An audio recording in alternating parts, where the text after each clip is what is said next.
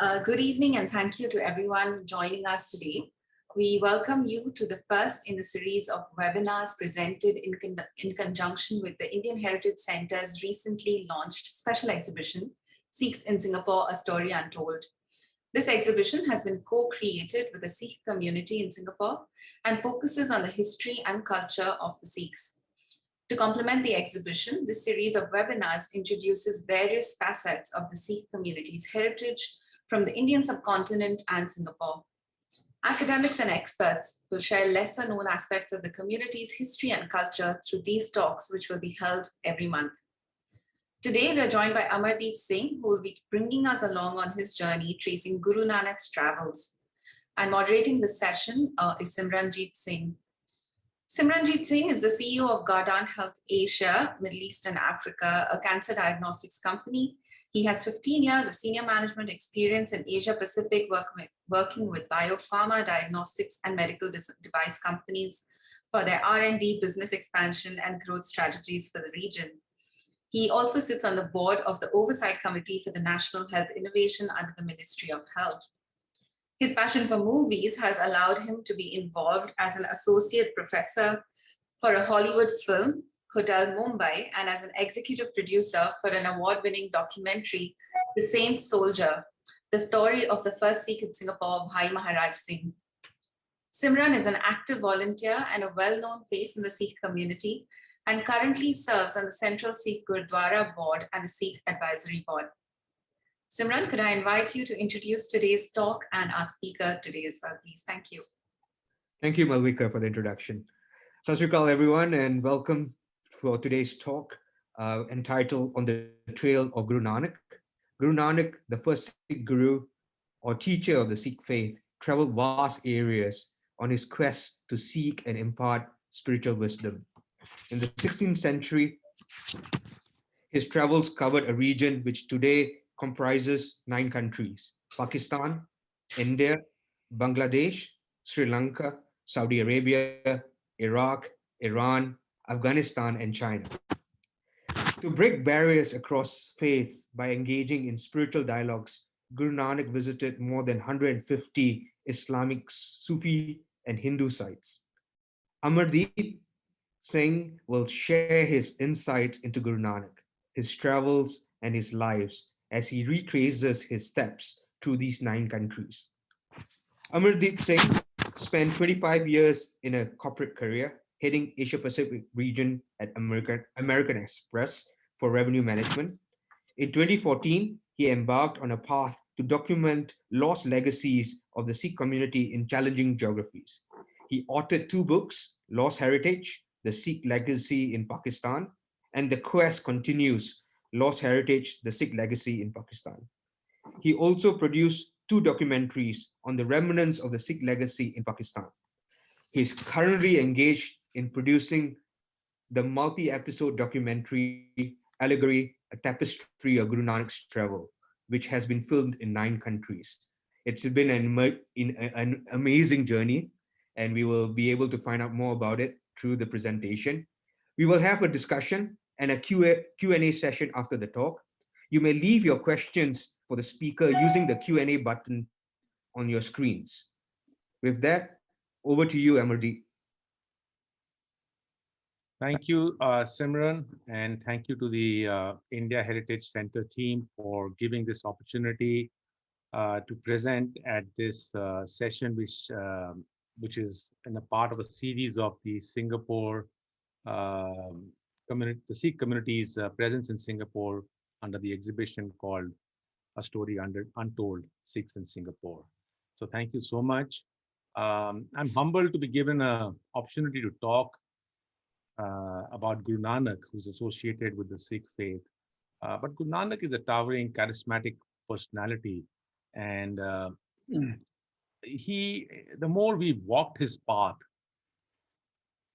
the more we have realized, you do read in books about the message of Guru Nanak, the oneness, which was his mission, and which is why he was revered by all, one and all.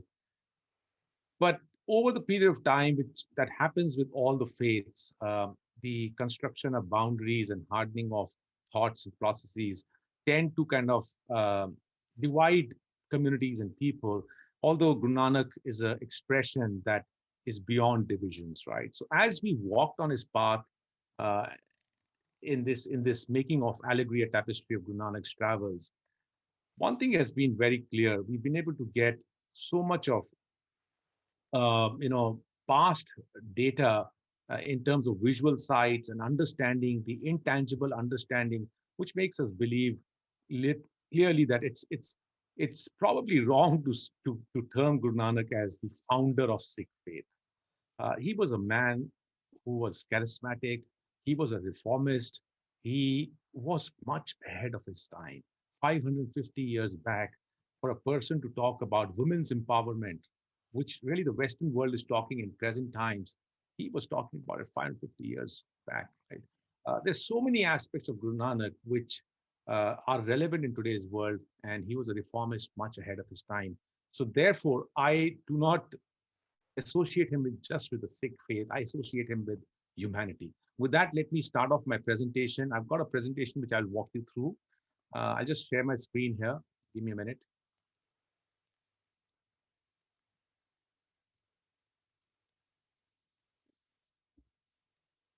So, okay, so on the trail of Guru Nanak, and if anyone wants to contact me, my email is there, amardeepsinghrangar@gmail.com. I've said a little bit about Guru Nanak, but if I was to define Guru Nanak through our travels and through getting to know him both in a tangible domain as well as the intangible domain, I would say he is not a physical person, but he's an expression of oneness. And in today's world, which is more and more being fragmented by religions, by geographies, by politics, it is time when people do really understand, try and understand what Guru Nanak stood for. He stood for oneness, right? His most profound message, Ik Onkar, Ik basically means one. And he's starting his most basic message with the word numeral one. And one basically signifies oneness of the entire creation, not just of humanity. We are all intertwined, we are all interconnected, whether it be the trees, the animals, the entire nature.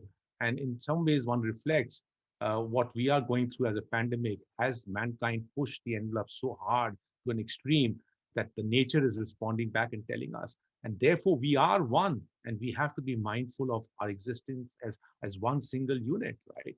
And therefore, we have called this project as allegory. Now, allegory is an overarching mystery, a revelation of a hidden meaning, which conveys something much, much deeper in layers, which cannot be defined by little words. And Guru Nanak cannot be defined by words. He's an expression of oneness that has to be unraveled.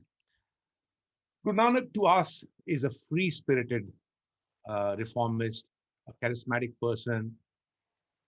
And what better way than to say this, that through his own words, where he says this in the Guru Granth Sahib, the scripture which the Sikh community follows, Guru Nanak's profound words, which have led us on this journey, while we've actually devoted ourselves for 3 years walking the path to document for posterity, is because Guru Nanak says, "Jab lag duniya rahiye Nanak, kich suniye kich kahiye." So what he's saying is, Nanak says, as long as we exist in this world, strive to acquire and impart knowledge. Because that's what really matters, right? We're all interconnected. It's not about the boundaries of faith. Strive to acquire from others, strive to impart to one and all, because there is a message of oneness. No one is trying to convert anyone. No one is trying to give a message of what you should be. And that's what Guru Nanak stands for. He believes in oneness of mankind. Moving from there, I think Guru Nanak, before we move on and share about his journey, we need to understand a little bit about his intangible aspect, which I think, unfortunately, deserves probably a minute of pause out here, because he has not been projected by the people who basically love him for his philosophy. There are over the Sikh community, which is often associated as being the followers of Guru Nanak, is about 30 million in the world. But actually, if you put numbers in terms of followers of Guru Nanak who have an association with him, you're talking about something like 60, 70. It's a number that's hard to put down to, but it's a bigger Nanak Panthi community, the Panth of Nanak, the community of Nanak. Right? There's many more than just the Sikhs who believe in him. And the most important thing about his philosophy is that unfortunately, we belonging to the Indic traditions have acquired a knowledge, a language which is not our language, which is what we are talking in right now, English. And the Indic language, when translated into English, it misses many aspects. And therefore, when the British came into India, when they encountered diversity of the belief systems, they defined some of the belief systems like Vedanta or Sikhism and the others as monotheistic thoughts. And it calls for a clarification out here, because the community that believes in Guru Nanak has been writing many books about defining who and what his thoughts were. And they always use the word monotheism. Monotheism defines basically as an Abrahamic thought that God is one. No one is denying that. The people and the creation are created by God, but one cannot be the other. And what Guru Nanak is saying by putting the numeral 1 is that it's not monotheism, it's monism. Monism is that the entire ecosystem is one.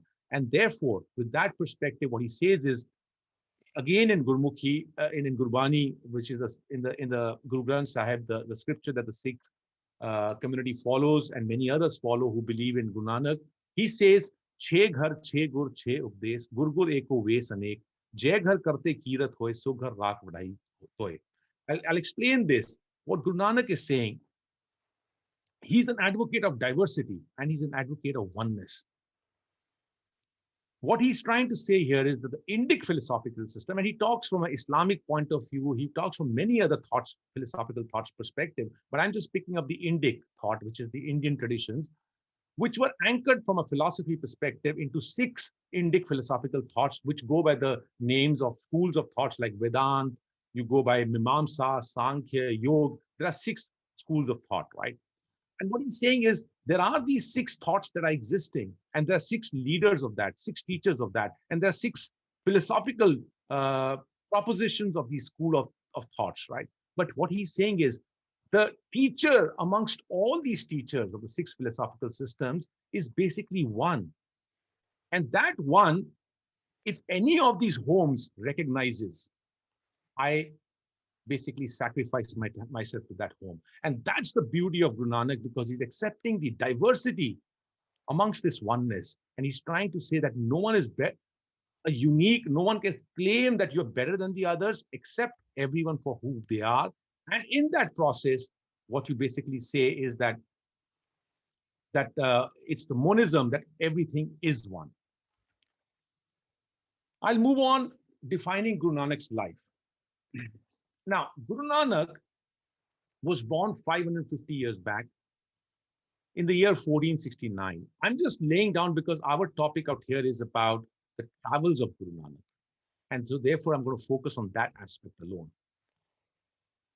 But yet, I'm starting off with 1469 when he's physically born in a place called Talwandi, which is now known as Nankana Sahib in Pakistan. It's close to Lahore. And his wisdom, his physical body that he left is in 1539, but his wisdom continues to live. He is still living in this world through his wisdom.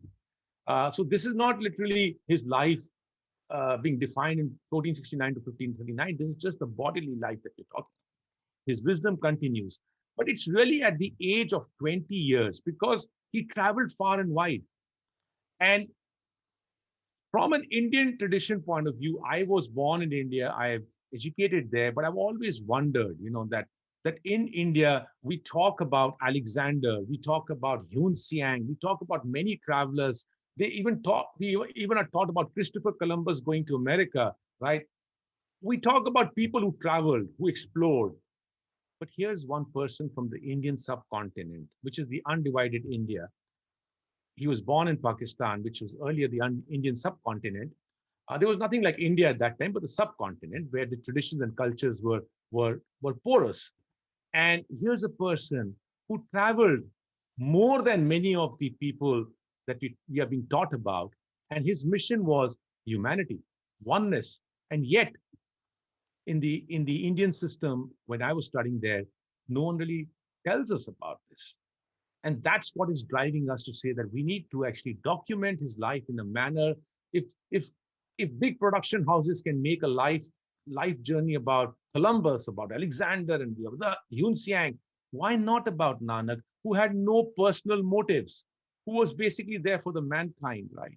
So let's look at it. When did he start getting this desire to travel?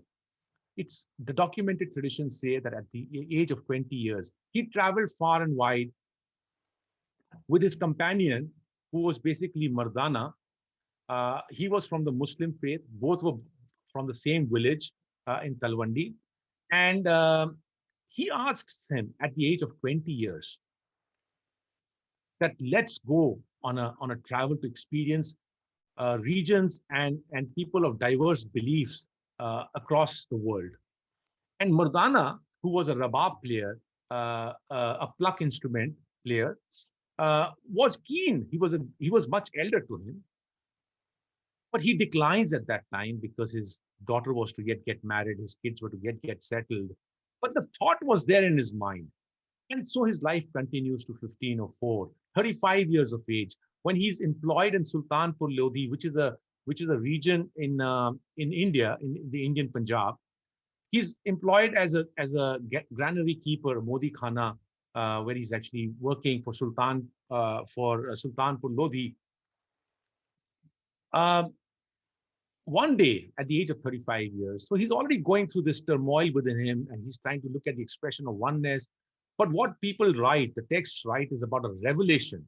And I tend to believe that revelation is a very Abrahamic way of defining things, right? I think revelations, life's journey is what results in an evolution. And so therefore, it's not like a binary. We always present Jesus having a revelation, Moses having a revelation, Buddha having a revelation, Nanak having a revelation. I tend to differ a bit because it's an evolution. It's the internal turmoil and the quest and the journey that one's going through internally. Physical journey is something different. And in 1504, at the age of 35, he emerges from the river Bain. And what the texts write, his first words are, Na ko Hindu, na Musalman. What he's saying is, there is no Hindu and there is no Muslim. Now, I just said in the earlier slide, that he's an advocate of diversity. He's recognizing all the six philosophical systems. Today, Hindus and Muslims are still existing. So what was Nanak saying? By his negating there is no Hindu and Muslim, which is the men of faith who have written it. Guru Nanak has not written that in his writings in the Guru Granth Sahib. The beauty about Guru Nanak is that he's written nothing about his life. All he's taught is the spiritual values on how one should live the life, the profoundness of life itself, the experience of life. What he writes is where the answer is, because no one knows what he said. It's the men of faith who have written it that he said, Na ko Hindu, na Musalman. Actually, what he's saying is, Eko dharam dride sach koi. What he's basically saying is, there is only one religion if you call something as religion, and that is truth. The boundaries is what he's not defining. And he's saying, in that process of saying there's no Hindu and Muslim, he's saying truth is the only religion. Because all Hindus and Muslims and Sikhs now are existing, Christians are existing, Jews are existing, we are all existing in the diverse world. But what he's trying to say is there is only one religion, and that's truth. And thereafter, in 1504, he embarks on a first odyssey that takes him across for 12 years with Mardana, with Bhai Mardana. The two of them travel far and wide, 35 years to 47 years, which is being termed as the East and the South Odyssey, traveling eastwards to the Bangladesh through India. They travel from the Indian subcontinent through Bangladesh, go southwards, go to Sri Lanka, and then come back, and from the western side of the Indian coast, travel upwards, come back to Nankana Sahib, which is now in Pakistan. 1517 to 1520, he embarks with Bhai Mardana on a third journey. on a second odyssey. And the second odyssey takes him northwards to the Tibetan plateau. And that goes through Lahore in Pakistan, into the northern regions in India, Himachal Pradesh, and goes into Tibet towards Kailash Mansarovar, turns back through Ladakh, through Baltistan in Pakistan. He comes downwards into Punjab and comes back to Pakistan. The third journey in 1520 to 24 now takes him, along with Bhai Mardana, who was his Muslim companion, westwards to the Islamic world, traveling through Arabian Sea into the deserts of Hijaz, basically, which is the Saudi Arabia and the broader deserts up till Iraq, from Mecca, Medina, going into Iraq, Iran, Afghanistan, and then coming back into Pakistan and into Nankana Sahib, which was Talwandi then. And at that point, then he moves to closer to the India-Pakistan border, which was one region at that time, which is a place called Kartarpur. And he sets up a communion out there, a commune there. And that commune, which later becomes his place where he spends his life after his fourth travel. So he sets that up, and then he starts on another mission. But this time, the texts are a bit silent about whether Bhai Mardana travels with him.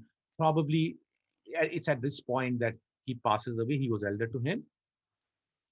And Guru Nanak then travels basically on a smaller journey, which still takes him 2 years, going through Punjab, Rajasthan in India, and coming into Pakistan's Punjab, South Punjab, and then coming back into Kartarpur. And that's where he then settles down for the rest 13 to 14 years of his life, and then leaving his body, and the wisdom continues. So I just wanted to put this as a perspective. A man who traveled 22 years, what today stands to be 9 countries, is a very vast landscape.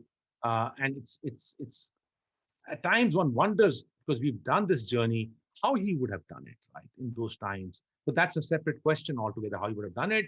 But let's move on. When we were in Pakistan, in Baltistan region, this has been a very personal quest for us also, internally, trying to understand Guru Nanak. And the question that we pose to ourselves is, why did Guru Nanak travel? And I am not here to justify why he did what he did. These are just purely my thoughts, right? And I'm trying to justify it for myself through what I felt in that region, at a high altitude region, nestled between the Karakoram ranges and the Himalayan ranges on the banks of the river Indus. This is what I'll just share with you as a video. In the silent valley of Baltistan, standing in front of the flowing Indus River, on the right-hand side is the Karakoram range of mountain, and on the left is the Himalayan range of mountain. Looking at these mountains and the flowing river, I'm compelled to pose a question as to why did Guru Nanak go through such hardships to travel to such remote locations? Probably the answer lies in the nature itself. These mountains go through winter hardships to accumulate snow, which melts thereafter to become the source of life in the form of water for the people residing in the lower regions. Guru Nanak also went through such hardships to accumulate spiritual knowledge by interacting with people of different faiths. And then he bestowed this knowledge to the people for their spiritual upliftment. So that's my 2 cents of trying to justify from the nature itself, because Guru Nanak is a part of nature. We are a part of nature. What do we learn from nature? What does nature teach us? And we are just a sub part of that, because that's what Guru Nanak believes also. And he writes it also, that we are just a figment of the nature, right? And therefore, this was my personal justification of why probably he traveled so far away and went through such hardships, right? But the hardships have given a lot of benefits to the mankind much later. 550 years after his life, people still continue to be inspired by his words, right? The interesting thing out here, before we embark on a journey on tracing Guru Nanak's travels, it's important to understand what's the structure that we're going to follow. How are we going to actually map this out? Because it's a very complicated subject which has not been documented, because you have leaders like, let's say, Babur, who came into India, or Jahangir, who ruled from the Mughal dynasty, or Yun Xiang, right, who traveled from China to India. They all have written their accounts. And when people write their accounts, then you have something to bank on, right? You've got a primary source. The only primary source of Guru Nanak is the message of oneness, the spirituality that he's giving, the wisdom that he's giving. He is not talking about himself. And yet we are trying to create a life journey of Guru Nanak when he has written nothing about himself. How are you going to do it? It's a big problem. So here's what starts the unraveling of the uh, entire textual context of as to how you're going to actually approach this mapping of Guru Nanak's travels. So the closest Guru Nanak gets to saying anything about a physical aspect of his journey, and he does not mention where this happens. He still does not mention because he only talks in a spiritual term, right? He says when Babur attacks Punjab and he comes into the Indian subcontinent, Babur was his contemporary who established the Mughal dynasty in India, which ruled for many years, right? But what he says is, Khurasan khasmana kiya, Hindustan daraya. I mean, having devastated the entire land of Khurasan, Central Asia, which today's world, I mean, you would have heard the word Khurasan, which is the ISIS thing that they are claiming, right? But Guru Nanak is talking about Khurasan 550 years back. He says, Khurasan khasmana kiya. He destroyed it. And then he's come to Hindustan. He's crossed the Indus and he's come eastwards and he's instilling fear in Hindustan. Now, where did this happen? No one knows. Men of faith say that this happened somewhere in the region of Ahmedabad or Sialkot, but Guru Nanak does not say that. So we got to look at what are the texts out here. 65 years after his life, the first scribe, Guru Nanak was followed by 10 Sikh gurus, right? 10 gurus whom the Sikh faith believes in. And that entire journey of 10 gurus was 250 years. So just to give you a context, 65 years after Guru Nanak's life, right now the Sikh gurus are pretty much there. The leadership, baton, spiritual baton is still passing down. Bhai Gurdas, in the time of the 5th and 6th Guru, writes about the accounts up till the 6th Guru. And in this, he makes a mention about Guru Nanak's expansive travels, right? And he talks about Mardana, traveling along with him. Interestingly, the entire community talks about two people traveling with him. One is Bala and one is Mardana.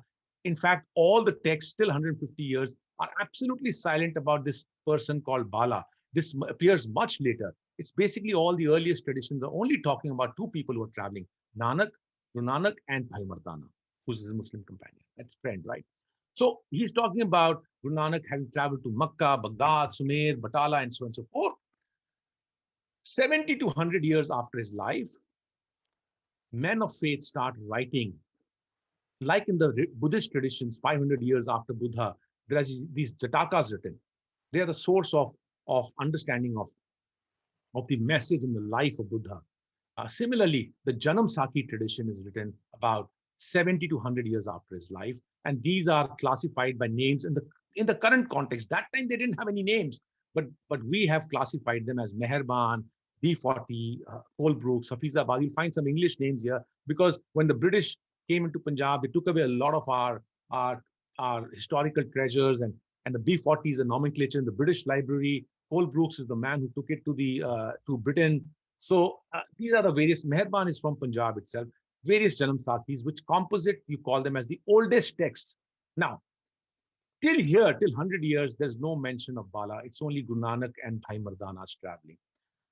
150 years later, another text comes in, which is Bala Janam Sakhi, right? And the third person comes inside. Now, this is probably a manifestation of someone's desire to be a part of that journey, and he writes a text. If I write something here, 200 years from now, it can become a historical source, right? I've done 2 books on Sikh legacy remnants in Pakistan. I may have made a mistake. I'm not perfect, but I know because I've written it, I've documented it. 200, 250 years down the line, people will consider it as a historical element. So someone writes a narrative 150 years after his life, and that today has been the most popularized amongst the followers of Nanak. And thereafter, many more texts come in, and those are in the second last box. I'll basically go down to the last box. The interesting thing is we are living in a world where history is written in the WhatsApp, in the Facebook, in the internet, and you can write anything you wish like writing. And therefore, the point that I'm trying to make here is In present times, Guru Nanak is continuing to travel. He has not stopped. In many ways, that English term juggernaut, an invincible force which cannot be stopped, probably applies to Guru Nanak in present times, that the men of faith are sending him anywhere that they are traveling or they are perceiving that he must have come here. And you just write something, and therefore he just continues to travel. In fact, there's a YouTube video. I'm just being a bit, just adding a bit of humor to this. There's a YouTube video which also claims Guru Nanak has visited America, right? And so where do you stop this? Now, we therefore are saying we will draw the line at 70 to 100 years of text. Now, the challenge with these texts is that there is a lot of commonality, but there are a lot of variances too.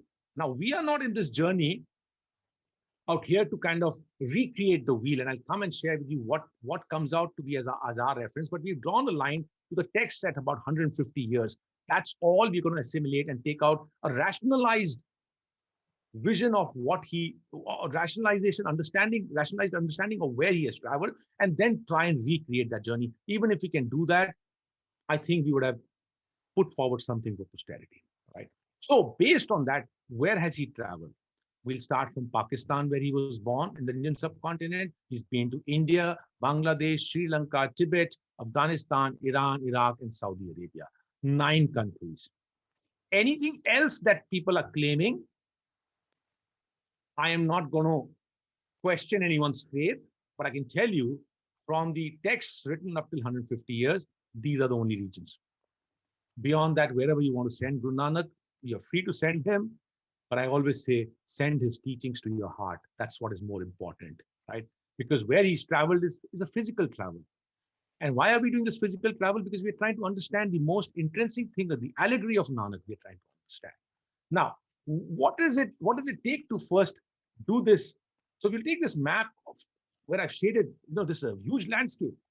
And if you start looking at this and you start drawing the risk or accessibility issues around this map, you will find 70% of this geography is very challenging today to access from a filming perspective or from a research perspective, because sovereign boundaries do not permit you to do that. Political challenges do not allow you to do that.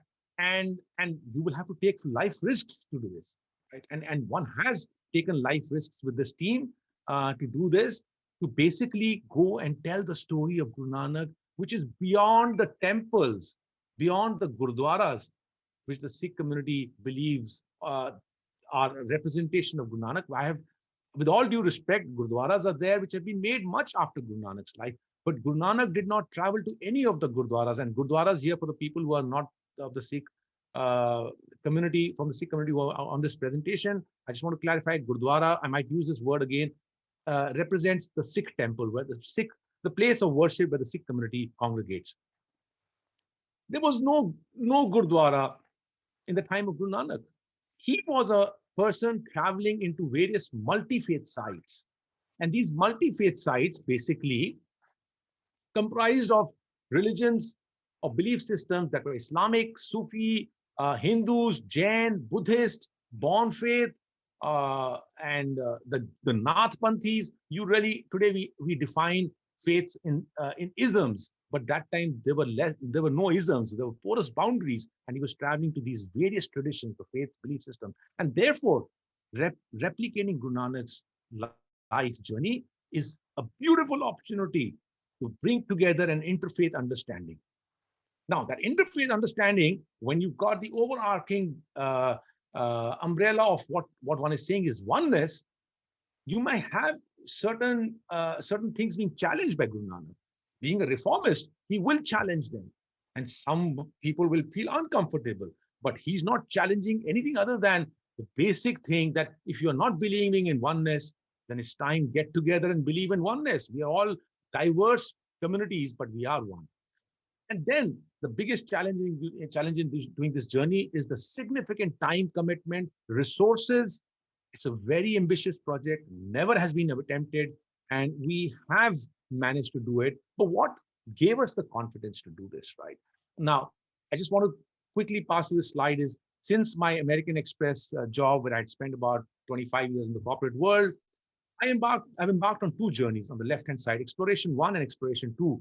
I have traveled deeply across the Indus region, comprising of the five rivers of the Indus region, the Punjab's five rivers in Pakistan and India, and deep down into Sindh, Balochistan, on the borders of Afghanistan and Pakistan side, and up to Kashmir. That's the exploration one, basically exploring the remnants of the Sikh legacy, which basically was evaporated in the partition of 1947, a community which basically was born on the lands of the river system of Indus, just evaporated because of faith-based division in 1947 as British left India, destroyed an entire composite culture.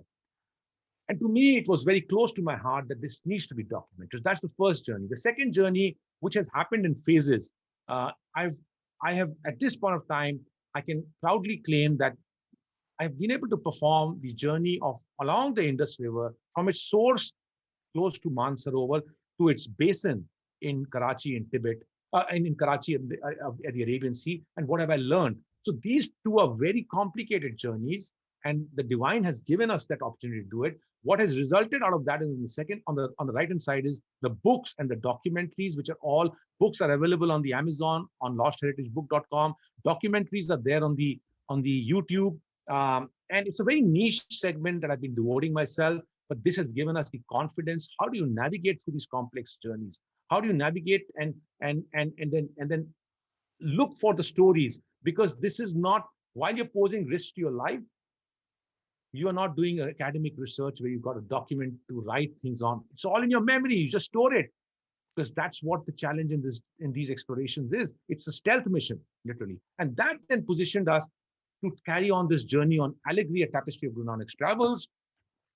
Now, as I said out earlier, up to 150 years of his life, there is a lot of similarities in text, but there are a lot of variances too. So I'm not going to the latter text, but you know what? We are not here to recreate the wheel. Our job is to give a visual context, and I'll tell you why that visual context needs to be done. It's not the physical sites that are important. It's the allegory. It's the understanding of the Guru Nanak's thought, the message of that he was conveying across the multi-faith sites. But you have to start with the physical sites, because that's how you are going to attract the attention. I am not a preacher. I'm not here to preach anyone about Guru Nanak. I'm here to understand Guru Nanak for myself, but I want to make it relevant for the present generation, whether it be my own community, or whether it be anyone else who's interested in explorations.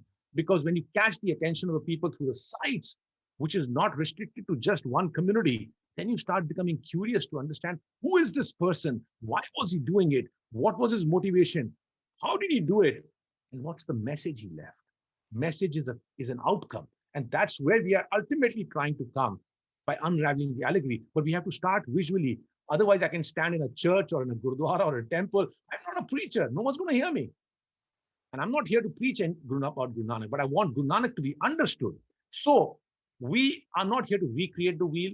We've taken up the most reasonable account assimilation that we find is in the Dr. Kirpal Singh's analytical study of Janam Sakhi traditions, the earliest traditions, and he has basically documented that. We've taken that and we say, we're going to give this a visual context. Now, that's a massive documentation, 24-episode documentary, 45 minutes each episode, 18 hours length, a sequential life narrative. Our objective is from his birth to his last days in his physical form. How are we going to present Guru Nanak in a sequential life narrative form? By visiting 100% of the multi-faith sites that he has visited across these 9 countries. It has taken us 3 years, and we are hoping by the end of this year, we will present it to the world. We have got a lot of challenges we have overcome. This is not a commercial project. These are only very few well-wishers who understand the long-term impacts, whether it be my projects in terms of the Sikh legacy remnants in Pakistan, or be the journeys across Indus to understand the various communities that are there, or be the allegory, a tapestry of Guru Nanak's travels. I'm operating in a very niche segment. Very few people understand the long-term implications of this. But if the divine is opening these gates for you, you simply say, materialism is not that all that is life is for. We feel blessed that we've been given this opportunity to do this. Our future plans are to translate this in Punjabi and Hindi, God willing, inshallah, as they say. If the community rallies around and sees the value in the English product, then if they rally and support us, we want to also translate this into Punjabi and Hindi for the masses. I'm going to get down to what are the pillars of allegory. In the next 10 minutes, I'm just going to wrap this up very quickly. So allegory, the 24-episode documentary rests on three pillars as concepts that we're developing it 3 years into the making. First is all about Guru Nanak. It's about Guru Nanak. So the first pillar is about really visiting all across 9 nations, all the sites of all the belief systems, Hindu, Islamic, Buddhist, Jain, alternative traditions, the Nath yogis, memorial sites which the Sikhs made much later, or not just the Sikhs, the believers of Nanak. Even there were many Hindus and Muslims who built sites around them. Visiting those sites also, but giving them also space, but really first starting from where Guru Nanak visited. And through that then, bringing in 2 more pillars. Most of the time, we throw the Janam Sakhi traditions by saying that it's myth. You know what? People, when they write in the artistic domain, you have to unravel that to understand what's there in the mind. And therefore, the artworks, about 300 artworks in the Janam Sakhi traditions, which represent deeper metaphoric meanings associated with the verses that Guru Nanak has written, we are giving space to that, unravel that, but the story is anchored through the sites and giving those Janam Sakhi traditions unraveling by banking on the last pillar under Guru Nanak is musicology, because Guru Nanak is all about music and word. He's written in over 30 rags, which is the musical measures, and we have maintained the approach of maintaining all his verses to be sung in the rags that he has written it in, with the feeling of what Rabab would be playing along with this, because Nanak and he were traveling together, how they would have conveyed the message.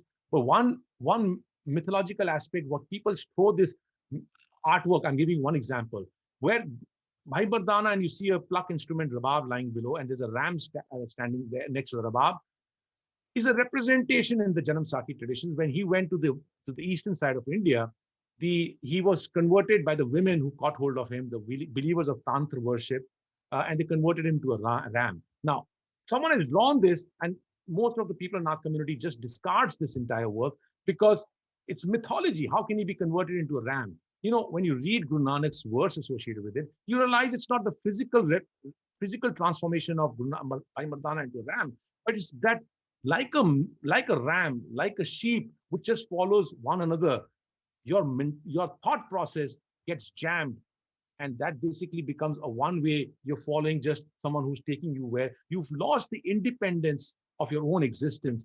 That's what the physical representation of a ram represents. And that's the allegory that you have to unravel, because it's been 550 years. We are not trying to actually unravel this to tell to the world what these things stand for. And then going to the second block, diversity.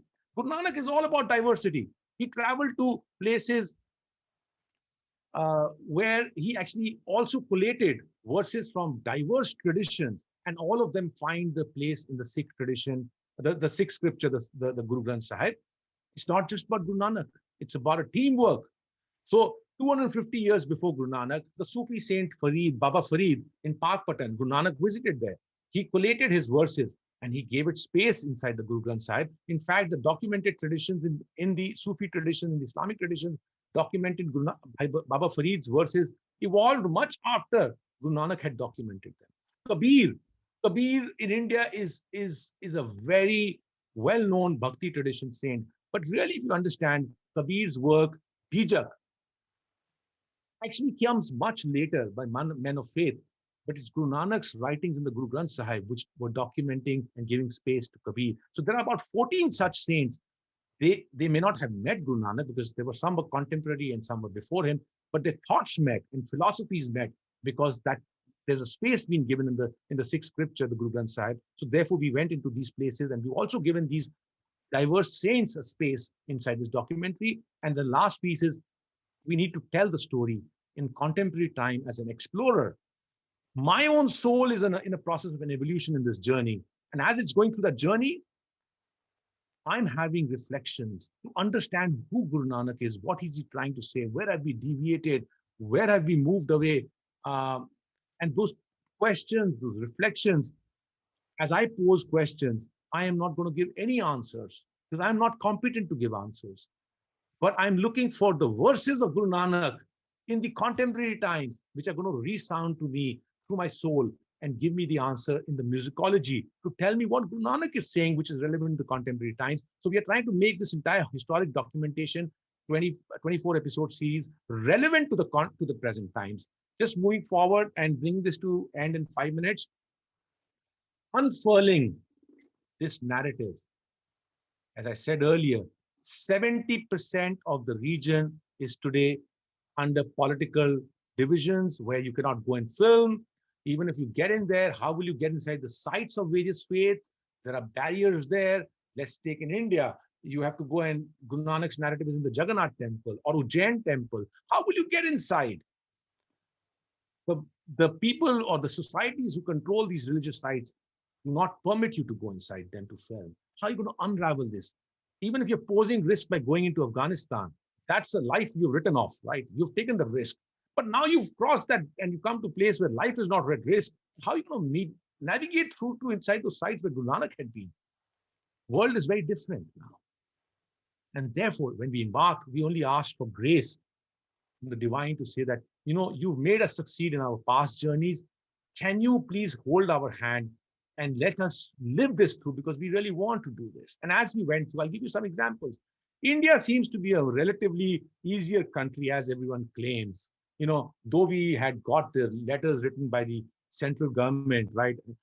Yet every state, every place, you are navigating through problems. Here we are in South India. We were filming and the police has caught us and they are taking us for interrogation. Every moment that you lose, there's a cost in this production. Right? It's a production that's taken us 1.5 years to do. It's not a commercial production. We don't have we don't see this series going to actually give us any return on investment. The return on narrative is going to be there, but no return on dollars investment. But then the people who have backed us up, every dollar of that is valuable because we don't have much of it. Right? And then we waste a day in going into a police station and spending ourselves, we are incurring a cost, right? So that's the other aspect. Getting into Afghanistan, in the place where an entire Hindu and Sikh community, along with the Afghani Muslim community, used to stay there in a place called Prem Nagar. When we get in there, not a single follower of Nanak is left there today.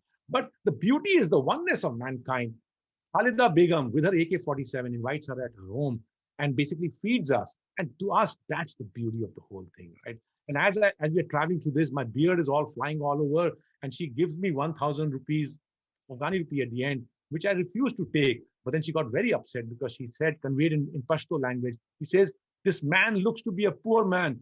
His beard is flying all over. His socks have got holes inside it. Tell him to go buy socks in Kabul. To me, that's the beauty. That's the beauty of mankind, right? In Pakistan, standing at the temple next to Sheikh Bahauddin Zakaria's shrine, where used to be a Sikh temple also next to this, but this is the place where Prahlad, Holi, the festival which the Indian subcontinent, the Hindus and the other communities actually celebrate, even any Indic tradition, even Sikhs celebrate, Jains, Buddhists, all the Indic traditions celebrate that. But in that, where was Prahlad from? The story, I'll not get into that, but Prahlad was from Multan, which is in Pakistan now. And this is the Sun Temple, which is built in the name of Prahlad. It's in a pretty bad shape. But we had to bring that narrative because Guru Nanak writes about Prahlad. And therefore, when he visits Sheikh Bahauddin Zakaria's shrine, which is next to this, and therefore they had to be given space. Getting into Tibet at a time when 1 year later, India and Tibet are on these border areas. This is very border area. This is the Satluj River basin in the Tibetan plateau. Are actually on the verge of clashing. Just a few months back, they were clashing on this border region. And to go there and to film, only divine can be with you that you can do it, right? On below Iraq, this is my wife, Nikki, who's there. We had to adapt ourselves. And many times we've done this. In Guru Nanak's narrative also is written that when he went to Sri Lanka, he tied ropes on his head. He put the vermilion mark on his forehead. He was becoming one of the people because that's how he was trying to actually have a dialogue. Unless you become one of them amongst the people, you can't have a dialogue. And that's what we had to do. And this is a reflection of how she had to dress up. In India, Guru Nanak's time in Punjab, there was this huge tradition of the Nathpanthi yogis, what we call as the Kanfatta yogis, the pierced ears one. That tradition is totally finished now. But finding these people, a few of them, so this is what Kanfatta yogis, they pierce their ears and they bear these big earrings made out of wood, in a belief that this process, this physical process, results in managing of their certain senses in the body and controlling them, finding them, because Guru Nanak has met them, and there is an entire narration around Nath Jogis, right?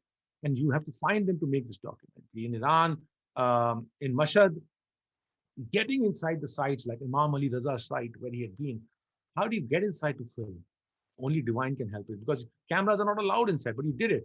And in Sri Lanka, in the communities where, in the Tamil communities, there's a story that's still going on that Guru Nanak had come here, unraveling those aspects. Bringing this to an end with the last 1 or 2 more minutes, I want to show in Afghanistan, in Kabul, risking our life. I mean, we've had very, very near-death experiences in doing this, right? But that's not what we want to talk about. This is not about us. We have decided to walk this path. But I'll show you on the right-hand side. When we filmed inside this Sikh temple, the Gurdwara, in April 2019, in April 2020, that same place, and you'll see it in this video, I'm showing you a picture where some people went inside and they blindly fired through the AK-47s, killing many of the Hindu and Sikh community that was living inside this Gurdwara, a community which was 300,000 people in Afghanistan at the time of Russian invasion many years back, has now been reduced to just 1,000 people, of which a good about 30-40 people died in this attack. But at the same place, we made an effort to find a tradition which till 50 years back, before Russian invasion, Muslims used to come to this Gurdwara and they used to sing Guru Nanak's verses.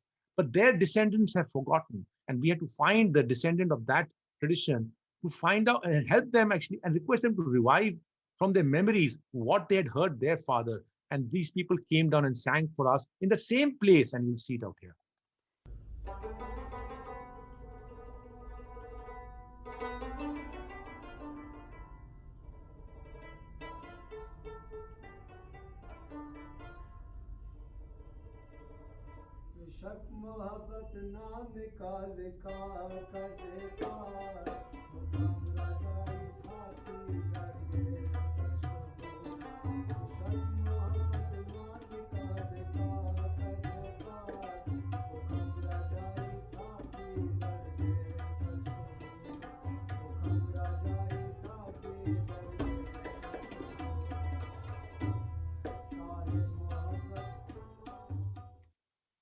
On a similar thing, the last video, Unfollowing the Narrative, requires, I've talked so much about Bhai Mardana, his lifelong companion who traveled with him for 3 travels, right?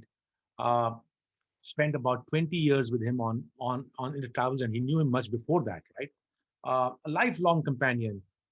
An entire tradition, the descendants, these are the Muslim descendants of Bhai Mardana from an undivided Punjab where all communities, Hindu, Sikhs, Muslims, Jains, all of them are living together. And then 1947, British divided the subcontinent and leaving, and basically made 10 million people move, 1 million people died.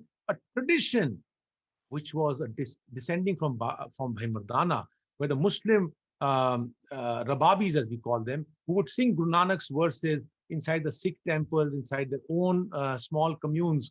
That entire tradition got devastated because in the East Punjab in India, Muslims were eradicated, Hindus and Sikhs were eradicated from the West Punjab in Pakistan. And yet, these are small strands who have continued to maintain this tradition. This is being filmed in Lahore. But I want to actually point out that these people are not the best of the musicians now, because it's the stomach that they're fending for. In the daytime, they basically are doing jobs as laborers, lifting cement and working in construction sites. But whatever little bit of time they get, they are maintaining traditions. We've been able to find many such strands, and I'll just play this and try and bring this to an end now.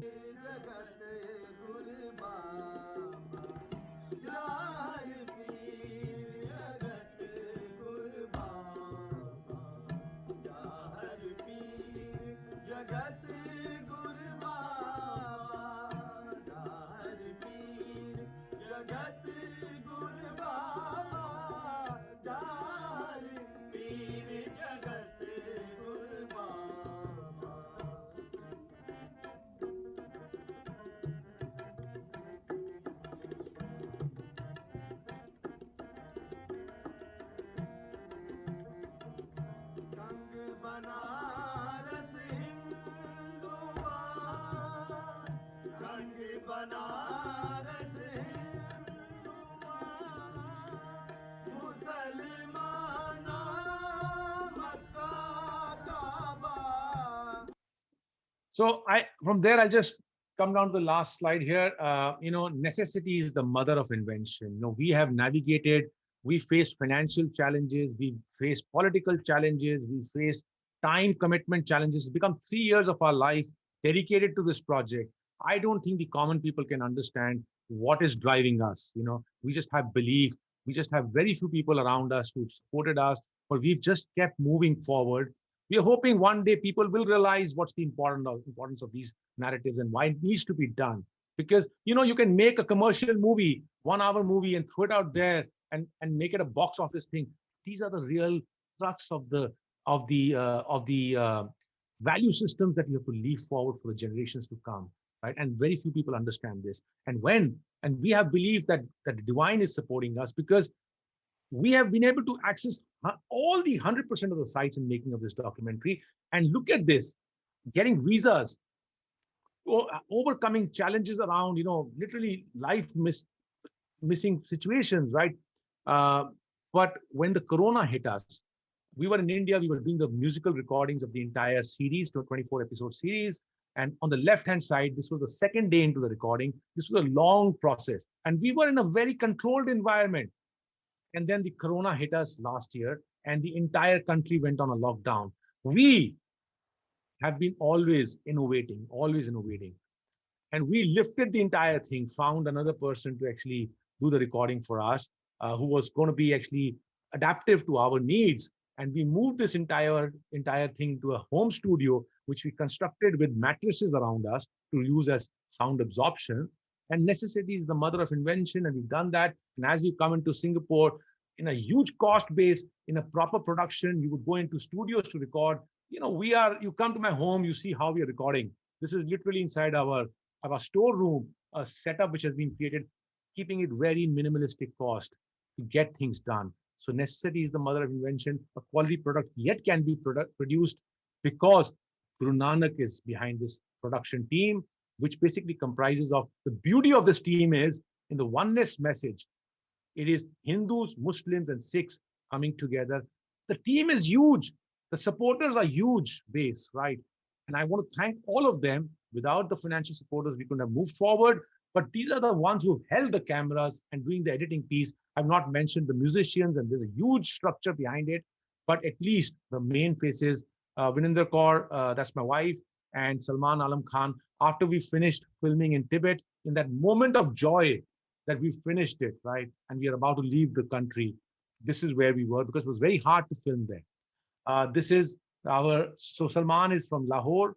My wife is a Sikh, he's a Muslim. This is the team in India: Deepak Verma, Pramod Vishwakarma, Hindus, and myself a Sikh. Fahad Maqbool in Baltistan in Pakistan. This is at about 11,000 feet. And Kamran Fazal in the studios in Singapore, who's been cutting this day in, day out. And we are on the 18th episode, still a long way to go. But that's a team. I'm going to stop there. I'm going to just put a perspective in terms of timelines. We expect by the fourth quarter, the English version of this entire sequential narrative will be ready. We are seeking support for Punjabi and Hindi version. We are hoping the value of the product will make people realize that this needs to be done, and we will find the support. We believe that. Thank you very much. And I'm going to turn this back to the team here. To you. Thank you very much. Thank you, Amardeep ji. That was an amazing journey. I mean, you have put your life in danger to walk the footsteps of Guru Nanak. Commendable effort for you and the team. Really, really remarkable. There are a couple of questions. I just wanted to let the people on the webinar know that if you will have questions, there's the Q&A button right at the bottom to put in the questions. We've got about 10 plus minutes for question and answer. So do put in your questions so that we can get them addressed as well. There are a couple already there, but maybe let me start off with one of my own. Amardeep ji, I was so fascinated with the presentation that I had a couple that were resonating in my mind. One was, as you mentioned, Guru Nanak had lots of multi-faith interactions and discourses. What was the medium that he used, and what in your journey so far of discovery, what was the mode that he applied for the interactions with different faiths, and more importantly with the different communities? I mean, it's so interesting to see the vast geographies that he covered. How did he interact? All right. So let's start with first and foremost in Punjab. In his early days, he was educated not in just Punjab's language as we see today, the Gurmukhi language, right? In his early days, he was given a very sound education system in the Hijazi, which is the Arabic language in which the Quran is written, the region of Hijaz, the western part of the Arabian desert and all that area. And plus, he was educated in the Landa script. There was nothing as Gurmukhi at that time, the Landa script, which is what has later on transformed into what we call today as Gurmukhi or the Punjabi language. But it's the Indic scripture running from left to right, and he was also taught in the Hijaz from right to left. Now, he's therefore got left to right and right to left navigation from his very early days, right? So he's starting off with a head start. Now, when you start reading scriptural writings or the spiritual writings of men of spiritual disposition, especially for a person who's traveled to so many and met so many spiritualists, right? One thing that stands out is language is not as clearly demarcated as what we know today. So if you read the Sikh scripture, it's an amalgamation of many languages. What people make a mistake in saying is that if you know Punjabi, you can understand it. No, if you know Punjabi, you cannot understand the Sikh scripture. You have to keep reading it one fine day without, and even have an education, you keep reading it, and suddenly the egg inside your brain shatters, and you suddenly start seeing the deeper meaning of all the words. So what I'm saying is, this is known as, in our Indic traditions, Santon ki bhasha, the language of the mystics. And the mystics' languages have no barriers. And the other thing is, you have to keep in mind is, as he's traveling, he's not flying in a jet. He's going through a journey. So for instance, if he's in South India, and he's going to Sri Lanka, he's going to the southernmost part is Katagama, where there used to be the Shaivite tradition, the followers of Shiva. Now, Tamilians have been going to Shaivite place of Katagama and Nuwara area where Sita was kept. There are Indic traditions pretty much alive. Ramayana and other things were alive at that time. People from central India and South India were traveling to Katagama in Sri Lanka. They were traveling. So the question that I would pose, and this entire belt was a Shaivite belt. The question I would pose, how were they doing it? People from Punjab were traveling to Mecca and Medina. How were they doing it? People from Punjab were traveling to Kailash Mansarovar. How were they doing it? And if you can find the answer to that, because you're not flying in a rapid way on a jet and getting down to an airport and suddenly you're in a new language zone, you're going through a transitionary phase and you're in a tunnel of spiritualists. And in the tunnel of spiritualists, you talk the same language as the mystics talk. Thanks, Amardeep ji. Thank you for that.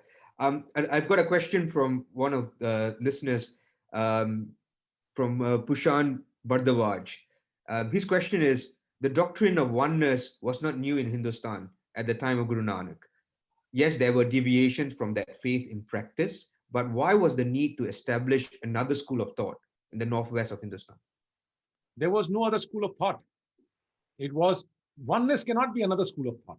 Oneness is as I said, he was a charismatic reformist. I did not say he set up a new thought. He set up what was the most core value system. Now, yes, oneness has been the primordial humanity's disposition towards that. We are all one. We all want to be living together, right? Don't we? But then somewhere down the line, you forget. And when you forget, a lot of social aspects start coming in, which create barriers. A lot of other issues that start coming in. The subcontinent was being, for many years, was under the invasions from the Turkeys, from the Central Asia. New thoughts were coming in. They had their own cultural aspect. Thought religion, spirituality is not alone. It intertwines with the cultural aspects. Cultural aspects define what it is. Oneness, let's talk about. Oneness is not about religion. Oneness is also about your belief system. So let's take one simple example. Social aspect, right, is about gender. Genders also have to be one. It's not just about religions. But then let's talk about not the Turkic or Central Asian religions coming in with their own cultures and amalgamating in the lands of Punjab and thereafter. Let's talk about what was historic in the Indic tradition. And let's talk about oneness from a different perspective. So Guru Nanak gives a very profound message in Varanasi, which was the seat of the Indic traditions. A lot of scholars used to assimilate there. Women were not being allowed to get into the temples when they would be in the menstruation cycle, because they were considered inferior at that time. They were considered negative energy source at that time. There were reasons for that. There were reasons were that a woman needs to replenish the energy after the childbirth or in the menstrual cycle. They lose a lot of energy. They need to be at home to replenish the energy. That was the intent. But that intent becomes rationalized into a religious protocol that you cannot go into a temple. Now, that's where the reformism is required. So somewhere down the line, oneness was there. That's not a no-brainer. But yet, in practical terms, a woman is going to be different to a man. And Guru Nanak proclaimed a voice. He basically vehemently opposed such thoughts. Yes, for regaining your energy, you need to have the need to be at your home, but you cannot make it a religious imposition, which differentiates a man from a woman. So it's not just about religious thoughts, it's also about thought divisions between the caste systems, the man, woman, the rich and the poor, the animal and the man. Why forget the animal? Guru Nanak is about oneness. No, thanks, Amardeep. Another question that was here, that was posed was, can you explain or expand the findings regarding Guru Nanak's interactions with Sufi spiritual leaders? Well, Guru Nanak has met many Sufi spiritual leaders.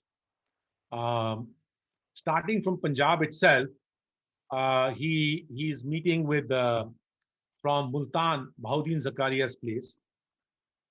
He meets at Uch, the Makhdoom of Uch. At Ajmer, he visits Hazrat Nizamuddin Aulia's shrine, where he's meeting the contemporary spiritualists there. Baba Farid, 250 years back, before him, he meets him.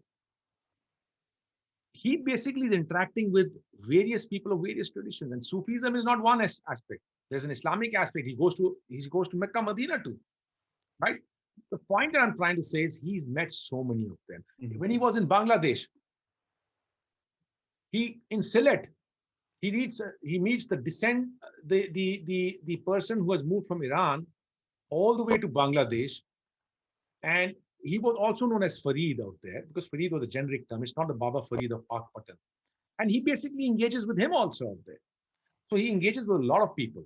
The point out here is that what is the message that he's trying to give out of the Sufi engagement?